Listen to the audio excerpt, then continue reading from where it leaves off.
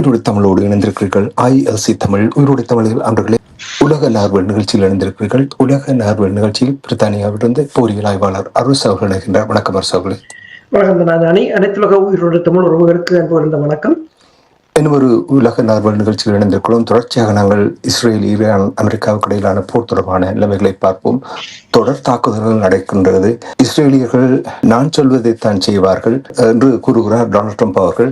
இஸ்ரேலியர்கள் ஒரு சிறந்த குழு, நல்ல மனப்பான்மை கொண்டவர்கள், அந்த மனப்பான்மை கொண்ட நாடு என்று அவர்களை புகழாரம் சூட்டியிருக்கின்றார். நான் சொல்வதை அவர்கள் செய்வார்கள், மற்றவர்களை நம்பவே முடியாது என்று விரக்தியின் ஒரு வெளிப்பாடு போல் இருக்கின்றது. அந்த விடயங்களுக்கு நாங்கள் சென்று விரிவாக பார்ப்பதற்கு முன்னதாக கள நிலை எவ்வாறு இருக்கின்றது கூறுவீர்களா? களத்தை பொறுத்தவரையில் அதாவது ட்ரம்ப் நேற்று ஈரானை தற்காலத்துக்கு அனுப்புவேன் என்று கூறிய பிற்பாடு, அதற்கு பிற்பாடு ஒரு மிகப்பெரிய தாக்குதலை செய்திருக்கிறார்கள். ஈரானுடைய B1 பிரிட்ஜ் என்று சொல்ற மிகப்பெரிய ஒரு பிரிட்ஜ் கராச் பகுதியில் இருக்கின்ற, அதாவது மத்திய கிழக்கிலேயே மிக உயரமான பாலம், அதை குண்டு வீசி தகர்த்திருக்கிறார்கள். இந்த பிரிட்ஜை தகர்த்தது ஒரு உட்கட்டுமானத்தை அழிப்பதான ஒரு முயற்சி. அதற்கு அப்பால் நீங்கள் பார்த்தீர்கள் என்று சொன்னால், ஈரான் நேற்று இரவு ஜோர்டான் மீது மேற்கொண்ட தாக்குதல், அந்த ஏவுகணை விழுந்ததை பல ஊடகங்கள் போட்டிருந்தன. ஒரு கடும் சேதமாகத்தான் அந்த ஏவுகணை மிக வேகமாக விழுந்தது மட்டுமல்லாது அந்த இடம் முழுக்க தீப்பற்றி எரிந்ததை பார்க்கக்கூடியதாக இருந்தது. இப்போது கூறுகிறார்கள் ANTPY-2 என்ற ரடார் அங்க அழிக்கப்பட்டிருப்பதாகவும், அதே சமயம் அந்த தளத்தில் இருந்த அமெரிக்காவின் ஜெட்டுகள், விமானங்கள் அளிக்கப்பட்டதாகவும் கூறப்படுகின்றது. இதனிடையே இன்று குசைம் தீவு பகுதியில் வைத்து அமெரிக்காவோ அல்லது இஸ்ரேல், இந்த நாட்டிலிருந்து அவர்கள் கூறவில்லை, ஒரு விமானம் ஒன்றை சுட்டிருக்கிறார்கள் ஈரானியர்கள். 9DEY சாம் என்ற புதிய ஏவுகணை தான் அதுக்கு பயன்படுத்தப்பட்டதாக கூறப்படுகின்றது. இந்த ஏவுகணையை பயன்படுத்தி அமெரிக்காவின் AGM-114RZ என்ற கெல்ஃபயர் ஏவுகணையையும் MQ-9 ராப்டர் ரக 2 விமானங்களையும் சுற்றிருக்கிறார்கள், வீழ்த்தியிருப்பதாக கூறப்படுகின்றது. அதே நேரம் இந்த பாலத்தை அடித்த பிற்பாடு ஈரான் ஃபட்டார் ரக ஏவுகணையை, ஹைப்பர்சோனிக் ஏவுகணையை இஸ்ரேலின் மையப்பகுதியில் டெல் அவியின், அதாவது இந்த பெட்ரா டிப்கா என்ற பகுதி, அந்த பகுதியில் இருந்த மிகப்பெரிய ஒரு தொழில்நுட்ப நிறுவனம் மீது ஏவி இருக்கின்றது. அந்த ஏவுகணை விழுந்ததையும் பல ஊடகங்கள் போட்டிருக்கிறார்கள். அது போன வேகம், அதில் எந்தவித தடையும் இல்லை, எந்தவித எதிர்ப்பு ஏவுகணையையும் யாரும் ஏவவில்லை. அது நேரடியாகவே போய் இலக்கை தாக்கி இருக்கிறது.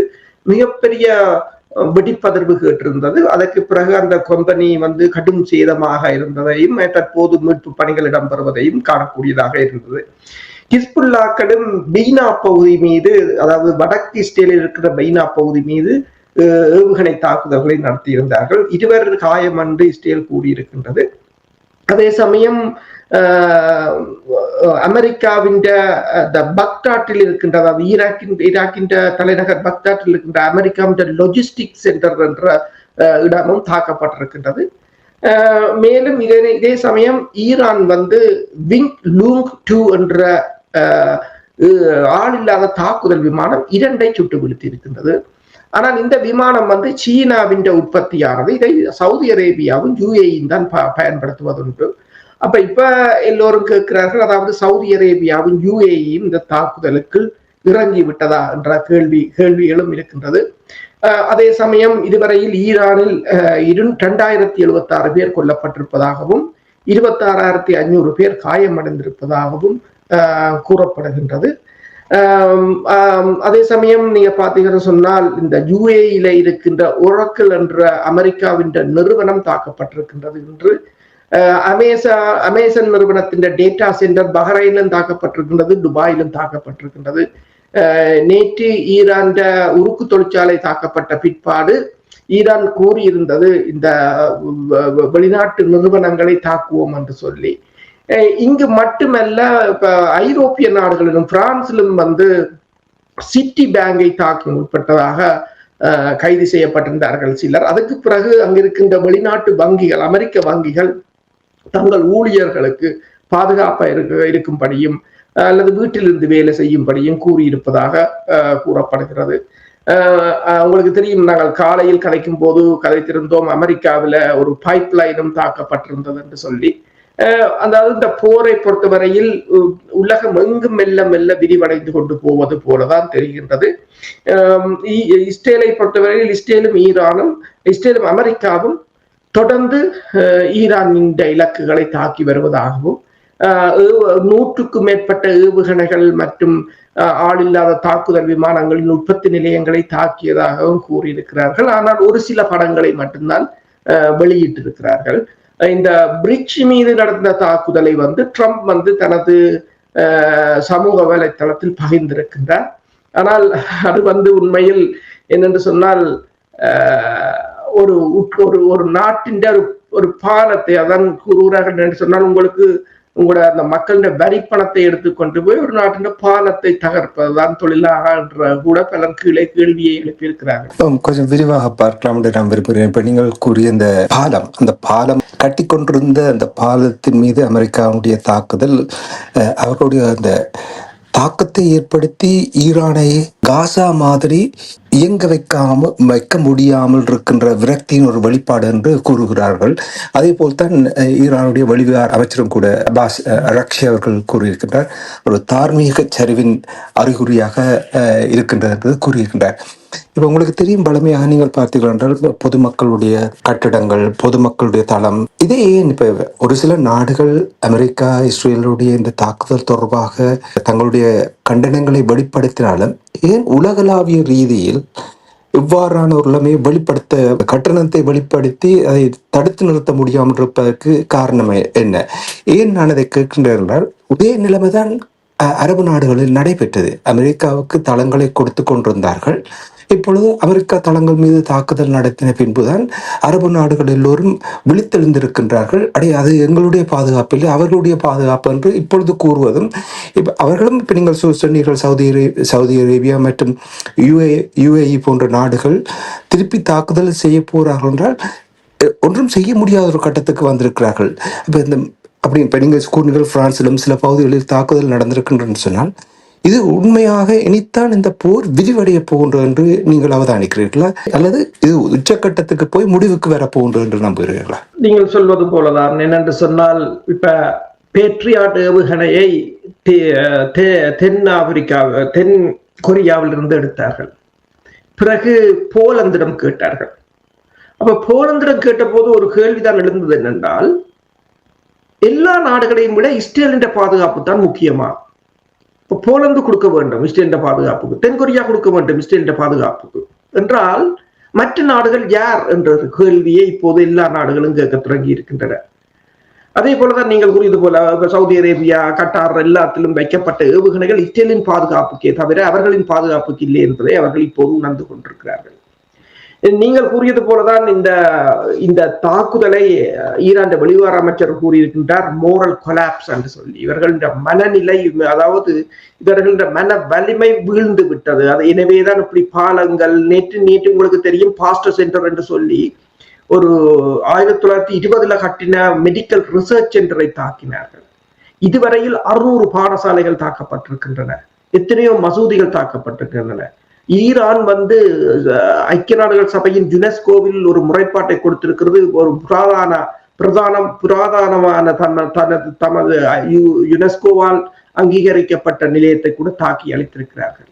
இதற்கும் அவர்கள் யாரையும் மதிப்பதில்லை, எந்த சட்டங்களையும் மதிப்பதில்லை. இது இன்று நீங்கள் கூறுவது போல இவர்களை ஏன் ஒருவரும் கேட்பார் இல்லையோ என்று கூறுவது போல இது இன்று நேற்று இல்லை. இது தொடர்பாக இந்த அல் ஜசீராவில் சாரு கஸ்தூரி என்றவர் ஒருவர் ஒன்று எழுதியிருக்கிறார். அவர் என்ன எழுதியிருக்கிறார் என்று சொன்னால், கற்காலத்துக்கு திரும்புதல், இனப்படுகொலை அச்சுறுத்தலை பயன்படுத்திய அமெரிக்காவின் மரபு என்றுதான் கூறுகிறார். இது இன்று நேற்று நடப்பதில்லை. அமெரிக்காவின் மரபு இது. ஆனால் இது மாறப்போகிறது, இது மாற்றப்பட வேண்டும் என்பதுதான். அப்ப அவர் கூறுகிறார், புதன்கிழமை அமெரிக்க மக்களிடம் ஆற்றிய உரையில் ஜனாதிபதி ட்ரம்ப் தற்போது 5வது வாரத்தில் இருக்கும் போரை முடிவுக்கு கொண்டு வர வாஷிங்டனில் நிபந்தனைகளை பூர்த்தி செய்யும் ஒரு ஒப்பந்தத்திற்கு ஈரான் ஒப்புக்கொள்ளாது விட்டால் அந்நாட்டை மீண்டும் கற்காலத்துக்கு கொண்டு செல்வதற்காக குண்டு வீசி தள்ளுவதாக அச்சுறுத்தி இருக்கிறார். இச்சொற்றொடர் என்பது பொதுவாக கண்மூடித்தனமான குண்டு வீச்சை குறிப்பதாகவே புலப்படுகின்றது. அதாவது மருத்துவமனைகள், பள்ளிகள், பல்கலைக்கழகங்கள், தொழிற்சாலைகள், வாணிக நிறுவனங்கள், தங்கு விடுதிகள், வானுயர்ந்த கட்டிடங்கள் அல்லது பூங்காக்கள் போன்ற நவீன நாகரிகத்தின் எந்த ஒரு உட்கட்டமைப்பும் எஞ்சியிருக்காத வகையில் ஒரு நாட்டை முற்றிலும் அழிப்பதை நோக்கமாக கொண்டது. அமெரிக்காவின் நட்பு நாடான இஸ்ரேல் காசாவில் பெரும்பாலும் செய்தது போல அத்தகைய ஒரு செயல் மேற்கொள்ளப்பட்டால் அது சர்வதேச சட்டத்தின் கீழ் இனப்படுகொலையாக கருதப்படும். ஆனால் இந்த அச்சுறுத்தலும் சரி, இந்த கண்மூடித்தனமான குண்டுவீச்சு நடத்துவதற்கான அமெரிக்காவின் விருப்பும் சரி புதியவை அல்ல. உண்மையில் ஒரு நாட்டை கற்காலத்துக்கு தள்ளும் குண்டுவீச்சு என்ற சொற்றொடரை 2ஆம் உலகப் போரில் ஜப்பானிய நகரங்களை அழிப்பதை மேற்பார்வையிட்ட அமெரிக்க விமானப்படையின் அதிகாரியான கார்டில்ஸ் லெமே தான் முதலில் பயன்படுத்தினார் என்று பரவலாக கூறப்படுகிறது. 1950களில் முற்பகுதியில் அமெரிக்க தலைமையிலான படைகள் வடகொரியா மீது ஒரு கண்மூடித்தனமான குண்டுவீச்சு தாக்குதலை நடத்தி 95% மின் உற்பத்தி திறனையும் 80% மேற்பட்ட கட்டிடங்களையும் அளித்தன. அதன் பின்னர் தென்கிழக்காசிய நாடான வியட்நாமில் போர் நடந்து கொண்டிருந்த போது அந்நாட்டை கற்காலத்துக்கு தள்ளும் வகையில் அமெரிக்கா குண்டு வீச வேண்டும் என்று லெமே தனது நினைவு குறிப்பில் வாதிட்டார். 1972 அமெரிக்க ஜனாதிபதி ரிச்சர்ட் நிக்சன் வட வியட்நாம் மீது ஒரு கண்மூடித்தனமான குண்டு வீச்சை நடத்த உத்தரவிட்டார். இது அமெரிக்க மக்களுக்கு கிறிஸ்துமஸ் குண்டு வீச்சு பிரச்சாரம் என்று பரிசு பொட்டலம் போல வழங்கப்பட்டது.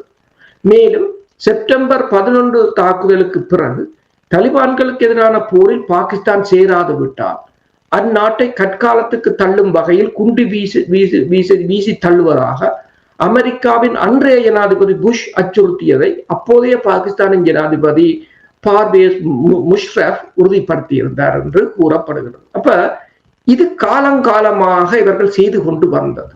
ஆனால் இதை தடுத்து நிறுத்தப்பட வேண்டும். அதாவது இப்ப எல்லோரும் என்ன கூறுகிறார்கள் என்று சொன்னால், இப்ப மாறும் உலகம், இது இனி இந்த உலகத்தை இந்த உலகம் இவர்கள இந்த நடவடிக்கைக்கு ஒரு முற்றுப்புள்ளி வைப்பார்கள். அதுதான் இந்த போரின் ஈரான் போரின் ஒரு தொடக்கமாக இருக்க போகின்றது. ஆனால் இப்ப நீங்கள் சொன்னது போல ஈரானை நாளைக்கு அங்க இருக்கிற 95% கட்டிடங்கள் அல்லது மின் உற்பத்தி நிலையங்கள் அழிச்சாலும் ஆச்சரியப்படுவதற்கு இல்லை. ஆனால் ஏன் தயங்குகிறார்கள் என்று சொன்னால், காசாவில் அழித்தார்கள், ஈரானில் அழிக்க ஏன் தயங்குகிறார்கள் என்றால் சொன்னால் ஈரானிடம் இருக்கின்ற ஏவுகணைகள், ஈரானிடம் இருக்கின்ற நவீன ஆயுதங்கள், அதாவது ஈரானாலும் இவர்களின் அதாவது எந்த நாட்டை காப்பாற்றுவதற்காக இவர்கள் உலகத்தில் இருக்கிற அத்தனை விமான எதிர்ப்பு கருவிகளையும் கொண்டு வருகிறார்களோ அந்த நாட்டை கற்காலத்துக்கு அனுப்பக்கூடிய அளவுக்கு ஆயுதங்கள் இருக்கின்றன. இப்போதும் கூறுகிறார்கள் ஈரான் இன்னும் பழைய ஆயுதங்களைத்தான் பயன்படுத்தி கொண்டிருக்கிறார், இன்னும் நவீன ஆயுதங்களில் ஈரான் கை வைக்கவில்லை என்று சொல்லி. இன்று நீங்கள் பார்க்கலாம், இன்று ஒரு காணொளி வெளியிட்டிருக்கிறார்கள் அந்த F-35 எவ்வாறு வீழ்த்தினார்கள் என்று சொல்லி. IRST என்ற இன்ஃப்ராரெட் அலைவரிசையை search and tracking infrared search and tracking சிஸ்டத்தை பயன்படுத்தி ஒரு சாதாரண ஏவுகணையை வைத்து உலகத்தையே அதிர வைத்தவர்கள் என்று எல்லோரும் தான் கூறுகிறார்கள்.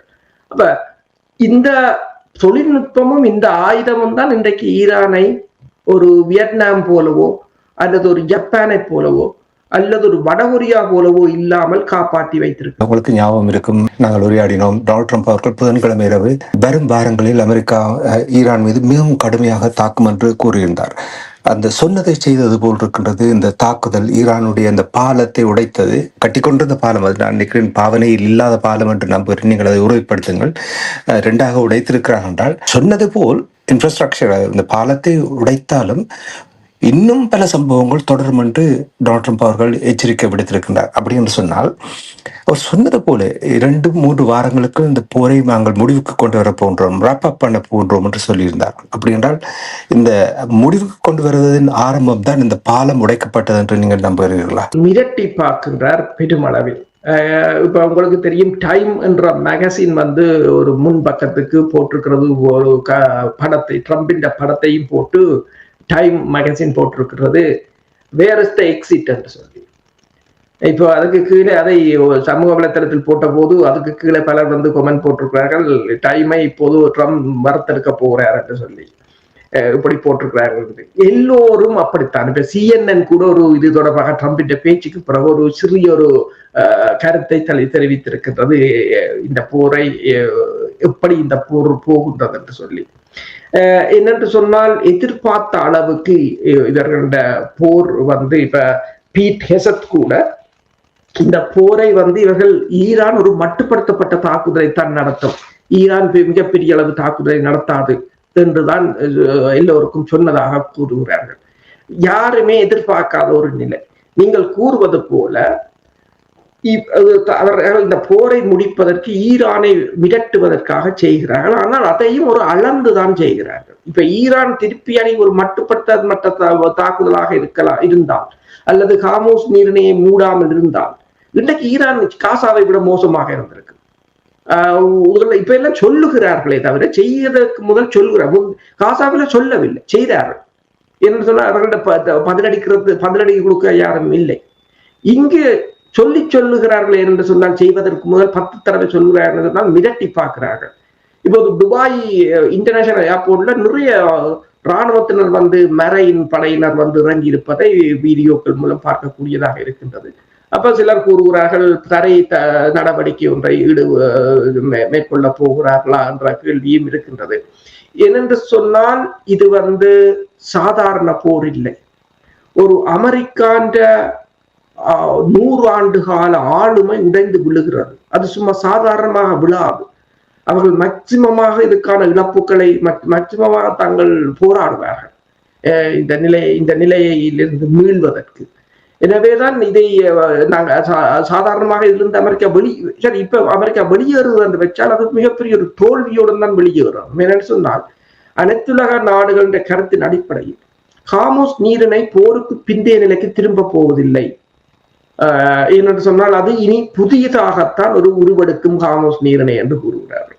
அந்த புதிய உருவெடுப்பு வந்து அமெரிக்காண்ட டாலரையும் இல்லாது செய்துவிடும், அமெரிக்காண்ட ஆளுமையையும் இல்லாது செய்துவிடும் என்று அவருக்கு தெரிகின்றது. எனவேதான் இயலுமானவரை ஈரானுக்கு ஒரு இழப்பை ஏற்படுத்த வேண்டும் என்று சொல்லி, இப்ப பாத்தீங்கன்னு சொன்னால், ஈரான் முன்னாள் வெளிவிவகார அமைச்சர் கமல் ஹராசி அவர்தான் ஜேடி வான்ஸுடன் ஒரு பேச்சுக்கு போறதுக்கு அவரைத்தான் ஆயத்தப்படுத்தினார்கள்.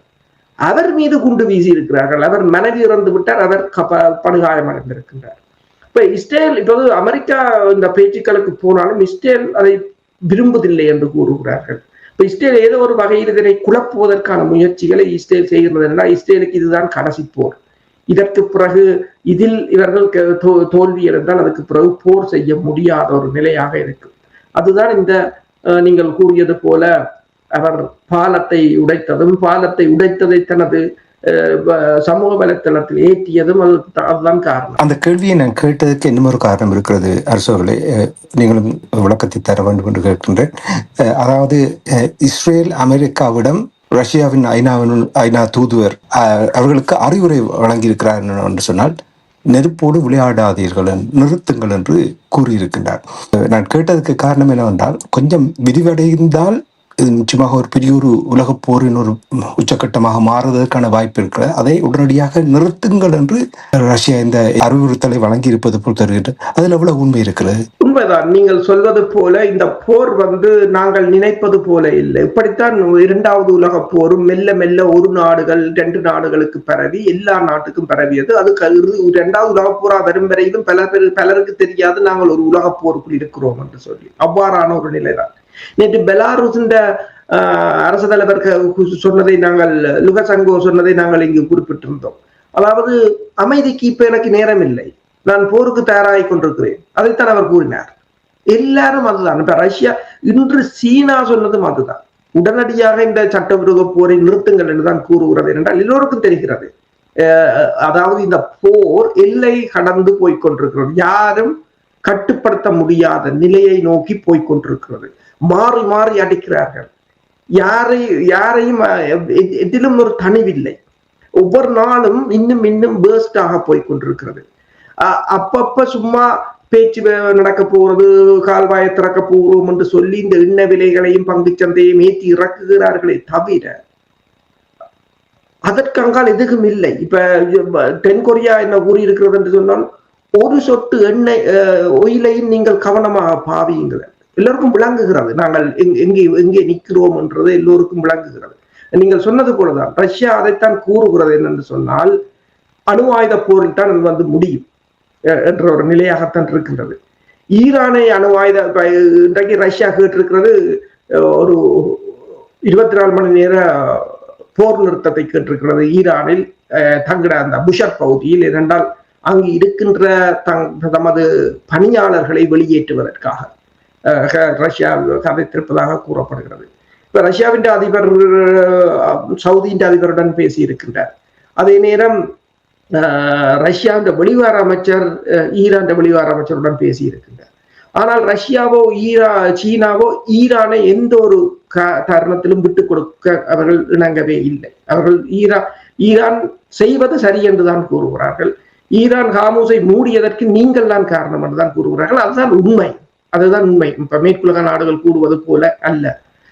ஆனால் ஐரோப்பிய ஒன்றியத்தின் பேச்சாளர் ஹஜா ஹலாஸ் கூறியிருக்கின்றார், ஈரான் வந்து பொது மக்கள் கப்பல்களை தாக்குவதை நிறுத்த வேண்டும், பொது சொத்துக்களை தாக்குவதை நிறுத்த வேண்டும் என்று. அவருக்கு இந்த பாலத்தை தாக்கியது, இந்த பாடசாலைகளை தாக்கியது எல்லாவற்றையும் மறைக்க முற்படுகிறார்கள் என்பதுதான் உண்மை. ஆனால் நீங்கள் சொன்னது போல இந்த போர் ரஷ்யாவும் கூறுவதும் அதுதான், சீனா கூறுவதும் அதுதான்.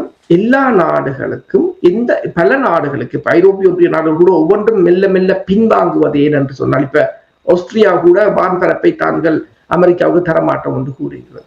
அவர்கள் மெல்ல மெல்ல பின்வாங்குகிறார்கள் ஏன் என்று சொன்னால், தாங்களும் ஈடுபட்டால் இது உலகப் போராக மாறும். நீங்கள் கூறிய விடயங்களில் இன்று அப்படி ஒரு உணர்வு எனக்கு வந்தது என்றால், போர் மேலும் ஒரு தீவிரமடைவதற்கான ஒரு நிலைமை வருகின்றது போல் தெரிகின்றது.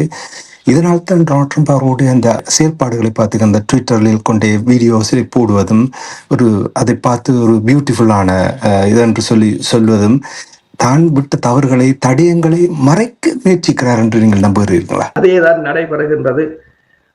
அதை நான் சொல்லவில்லை, பிரான்சின் அதிபர் கூட அதைத்தான் சொல்லி இருக்கின்றார்.